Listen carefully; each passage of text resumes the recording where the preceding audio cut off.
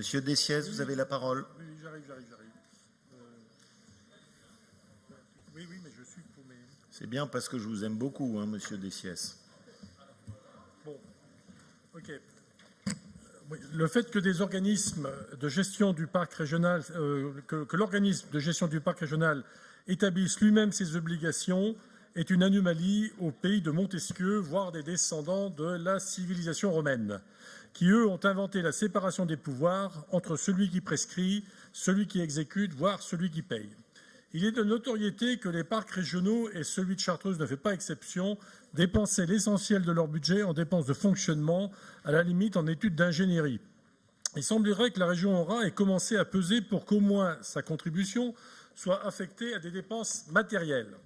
Par cet amendement, le Rassemblement national souhaite que cette volonté soit consignée dans la charte, à savoir que 50% du budget, aujourd'hui à peine 14%, et encore faudrait-il vérifier ce qu'on entend parfois par investissement, doit concerner des investissements, aides ou subventions matérielles, notamment à la restauration de l'habitat et aux acteurs de la mise en valeur économique des ressources naturelles agroforestières.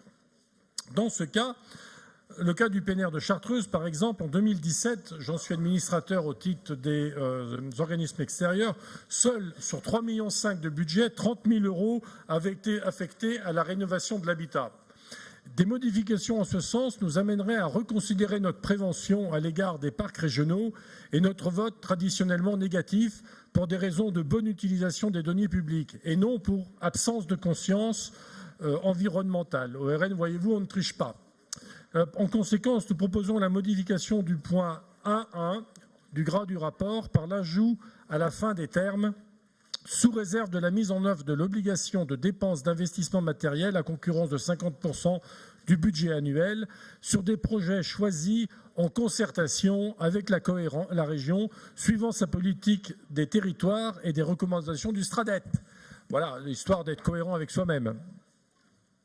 Merci, monsieur Dessiès.